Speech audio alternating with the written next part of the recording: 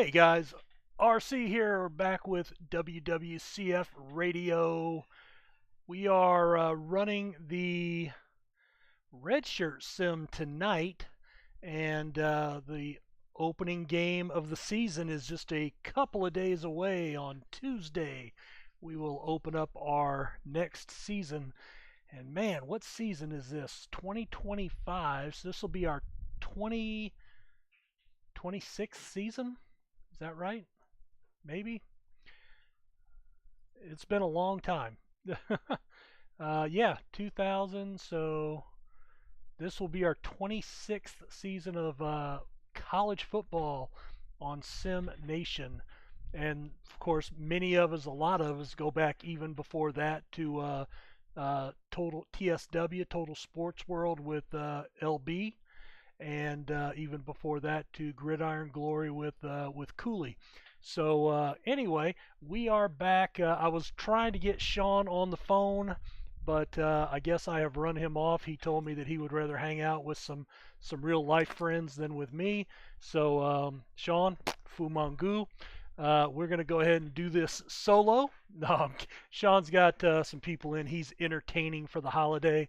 I'm recording this on the day before Easter on Saturday.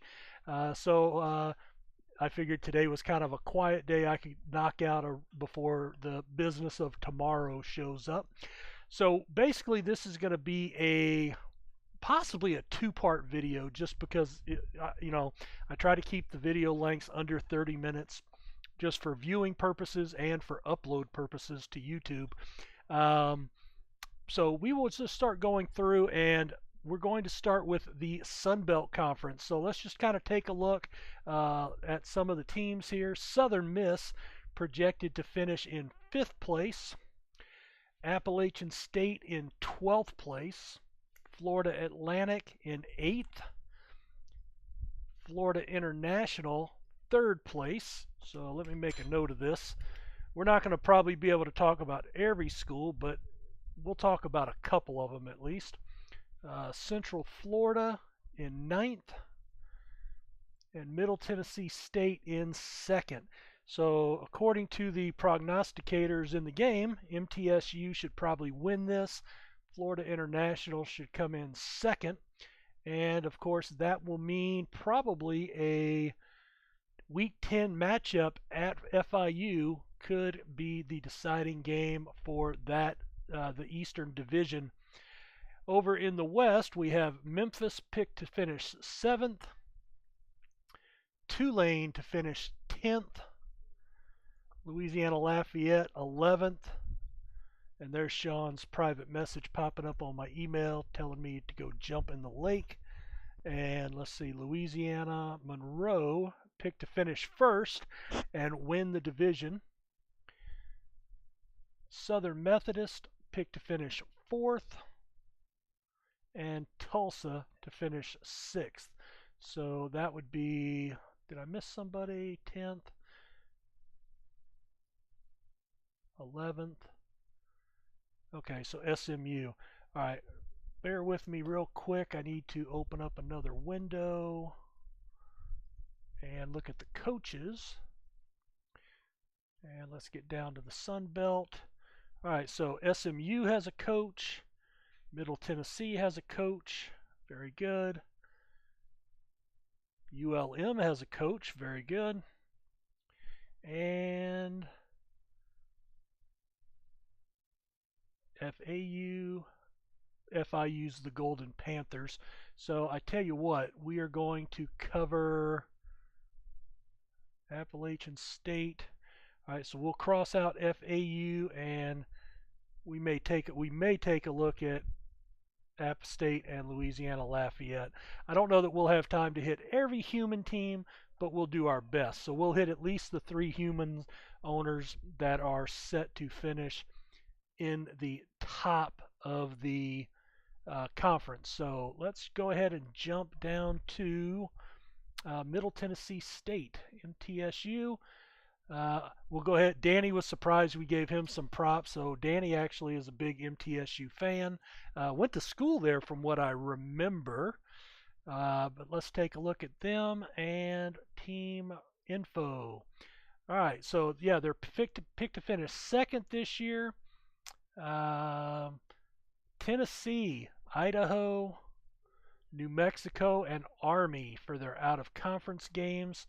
Uh, Tennessee jumps out. I mean, he's not not the greatest SEC team in the world, but hey, he schedules a name team from a Power Five conference, so not shying away.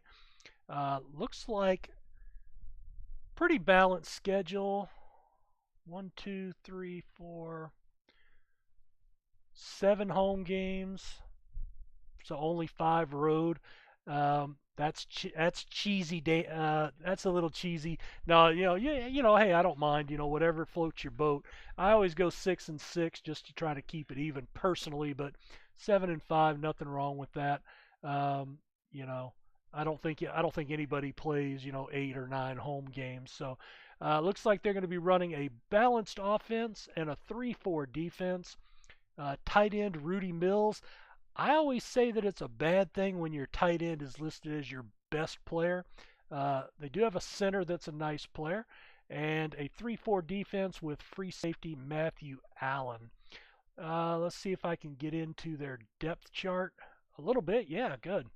So it's for me. We're dealing with a 38 prestige team, so it's hard for me to look at this and really evaluate how good or bad a team may be. But we do see some yellow players in here. We basically have 5s and 6s across the line, so I'm garnering that that's going to be a pretty solid offensive line. And he does have some depth at tackles that he could probably slide into guard if he needs. And actually, his backup guards have some upward potential. So it looks like he's actually built for the future here as well. Running back, looks like he's got at least 2 deep in each position. Wide receiver is going to be a concern.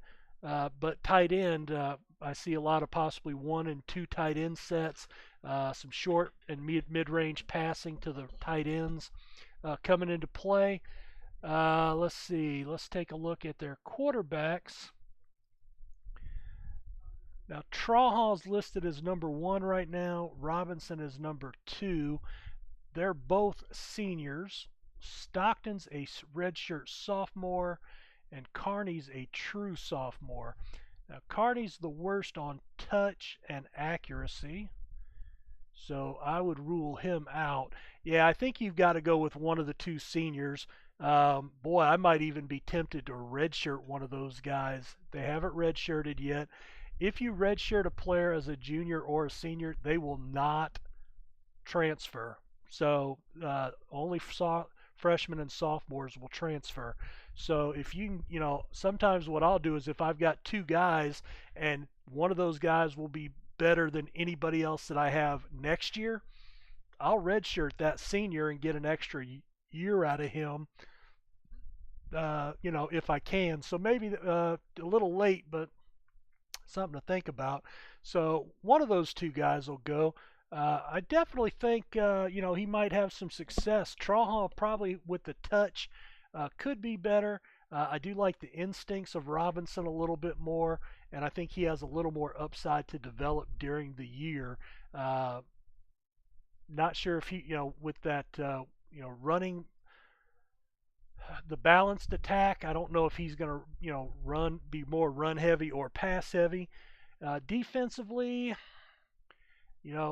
really bad when you start seeing some red showing up. But we do have a couple of guys. He's got bookends on the edge, on the line. He could run a 3-4 probably. Strong side, weak side. Well, he doesn't really have the middle linebacker core, although, McAdoo and Ingram aren't bad, and neither one's a step down, so the 3-4 probably is the best one for him this year. He's actually got, pretty decent looking corners. Polk doesn't have a lot of upside, but he's maxed out.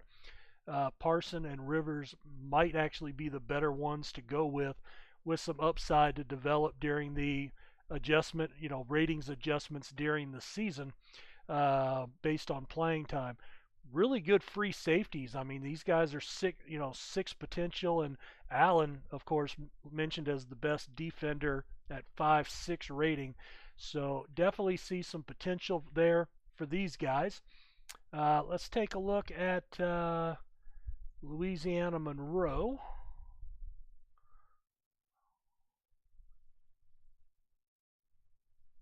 Oh, that's ULM in the game. There they are. All right, so if we look at these guys, big fish in the small pond. They want to win the Sun Belt, projected to finish first. 120th rated schedule: Western Kentucky, UTEP, Toledo, New Mexico. 3 of their 4 out-of-conference games at home. The run and gun and a 3.35.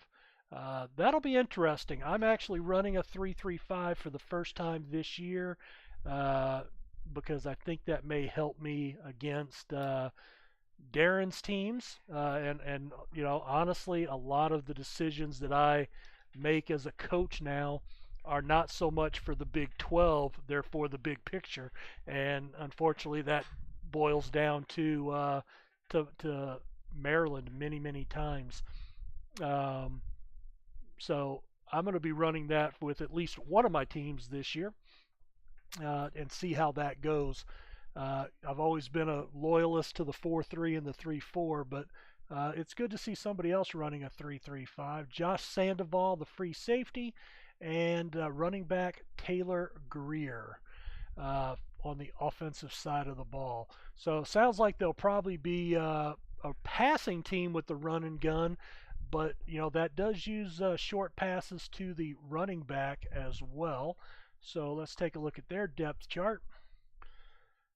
Quarterback looks a little questionable. Very intelligent guys here, which I tell you what, I don't, you know, my quarterbacks tend to be dumb as rocks half the time. Good instincts, but really lacking on the passing. So yeah, I think White may be the best guy, although his drop off on intelligence and instincts would trouble me. So it doesn't look like a sure thing there. Greer must have been a transfer. Unfortunately, this doesn't tell you who he was with. That is one thing I would like to, you know, maybe see in the game is where they came from. But I'm guessing he's probably a transfer. Actually, you know, maybe he is not. Unless he transferred as a redshirt freshman and then had to sit out a year. But no, he wouldn't have 4 years. He'd only have 3 years. So he's played every year. He didn't sit out, so he couldn't. I'm guessing he was not a transfer. So that's a really strong pickup as a recruit. 90 running, very good. Route running, not too bad. Hands, not too bad. Has he caught the ball much out of the backfield? Not really. Last year, 17 catches. Heck, Danny's running backs have that many in a game. So I don't know. I guess we'll see. He does have, you know, at least 2 top receivers. Again, really strong at tight end. How many receptions? Only 32. Offensive line, not quite as good. Some underdeveloped guys. That may be due to youth. The left side of the line, very much Oakland Raider-esque with the you know, Shell and Upshaw on the left side. So I could see them running a lot to the left. Over on the defense, again, they've got just one really good defensive end. Shell has not developed just yet, and a lot of red and orange down in here. So they're going to be weak. Hart's going to be pretty solid in the middle. Corners can be picked on, but they'll have the safeties coming up to play the run, taking the place of linebackers and the passing game. So that's probably why he's going with the 3-3-5, is to really push his two deep safeties. Well, he has a Villa, so 3 deep safeties, up into the play, and make sure all 3 of them are on the field, because even Avila as the nickel that'll play full time in the 3-3-5 is going to be better than most of his other players. So it's probably a good call with the 3-3-5. Special teams, looks like we need to update that. Hopefully that is done before the first sim. Hint, hint, so we don't have any crashes. Kicker, Bush. Punter, Harris. So he's got a really good punter. Could make a big difference on field possession and how far the team has to drive and how much room the defense has to get to bend and not break. So, I don't know. I think Middle Tennessee might be able to give them a run for their money. I think so far from what I'm looking at, probably better overall offensively and defensively, although from individual players, Louisiana Monroe may actually have the best two or three players. Definitely running back at free safety, and then maybe even that second safety and nickel safety. Something to think about there. And the last one we were going to look at was Southern Methodist, SMU. As far as I know, they have not been put on probation yet here in the WWCF, so that's good.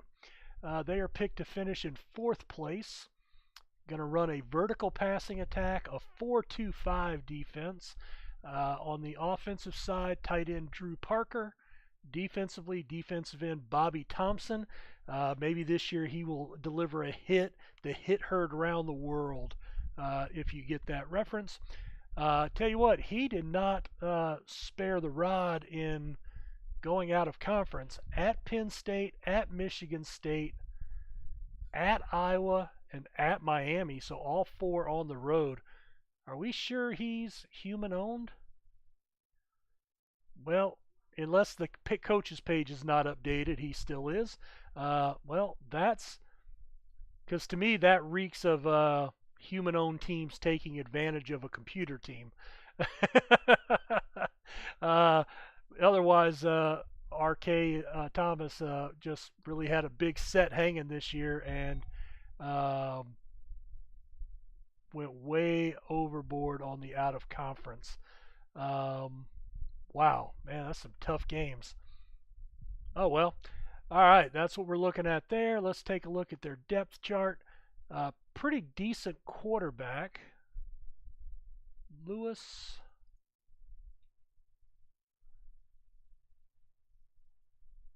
Huh. So this part down here is not changing, is it? That's strange.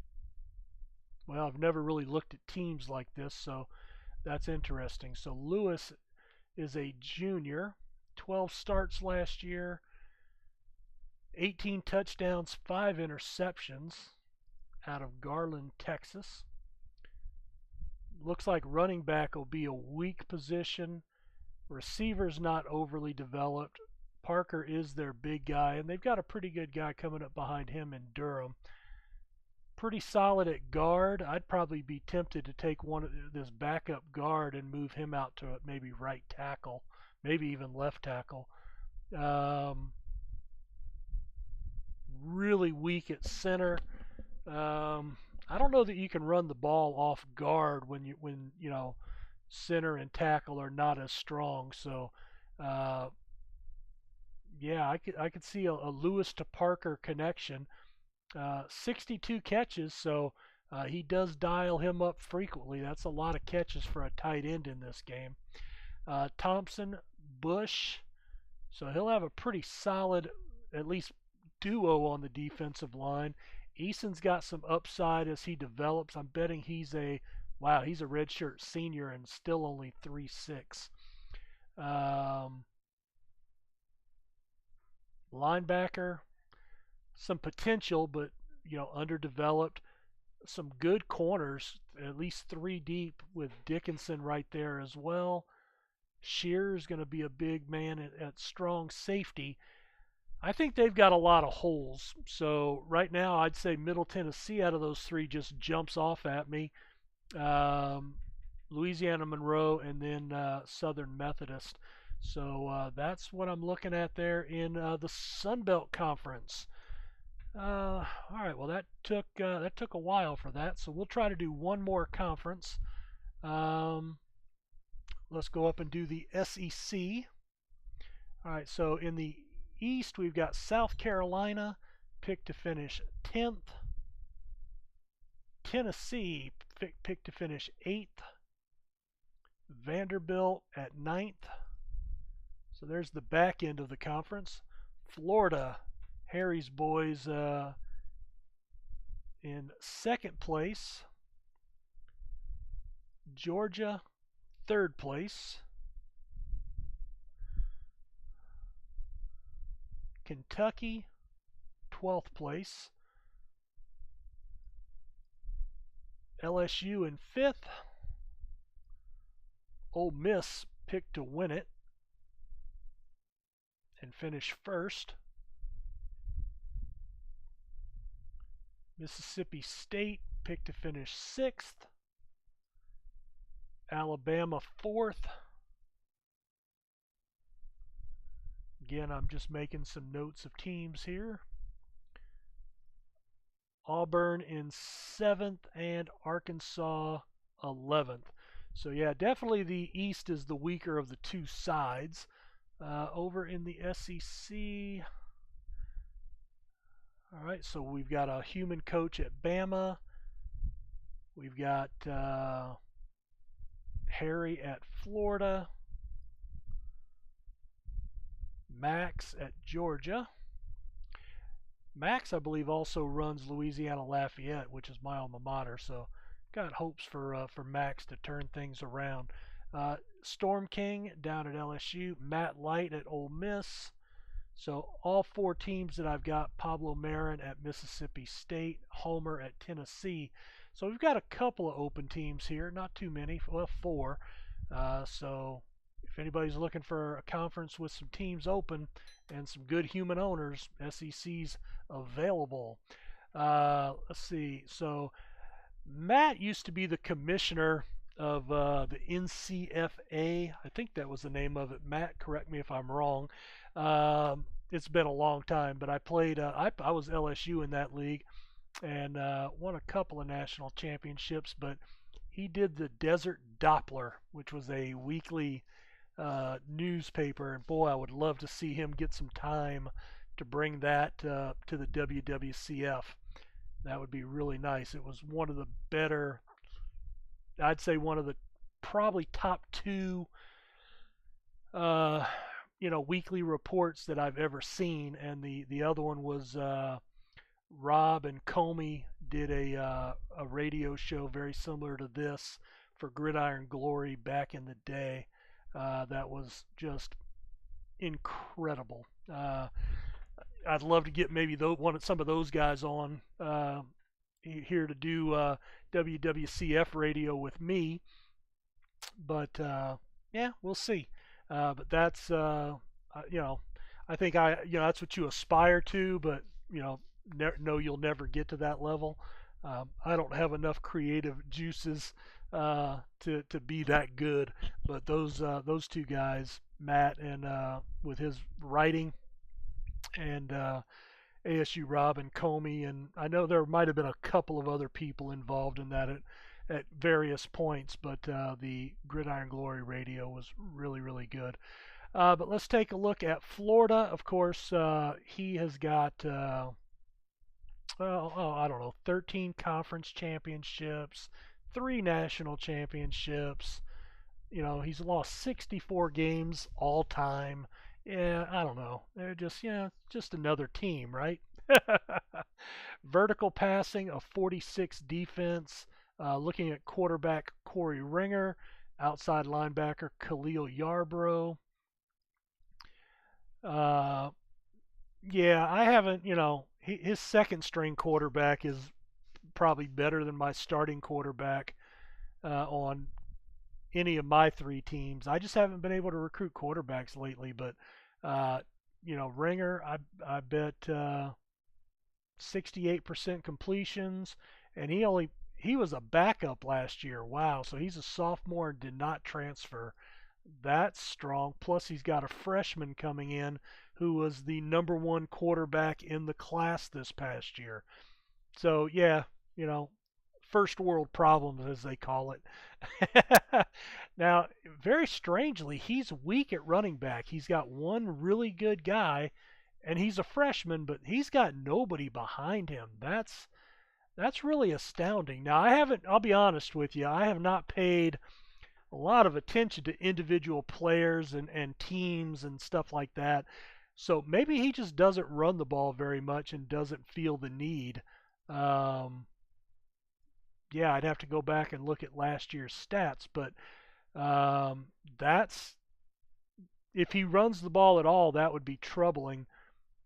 Although he does have a 79 durability and a 98 endurance, so shouldn't get hurt, but you never know, and it's pretty vacant behind that. As far as a passing game goes, well, I can tell. Well, no, because we don't even have any good numbers here. I mean, that's all off the bench.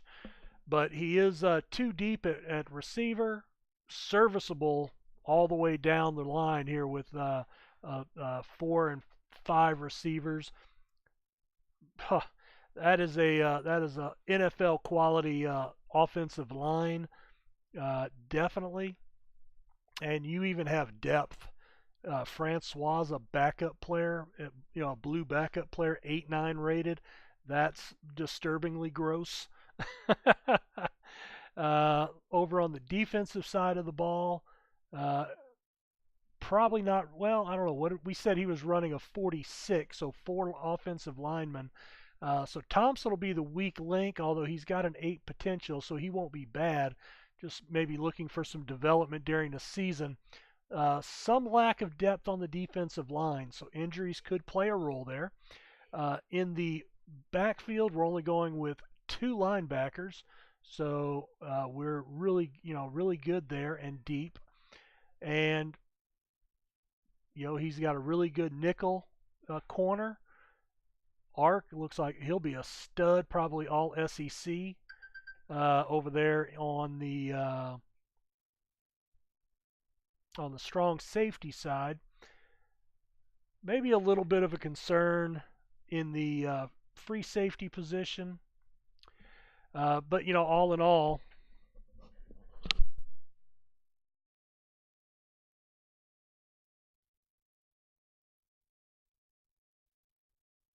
sorry about that. Wife had to interrupt me. She needed her some dollar bills. I told her she had to earn them. Oh well.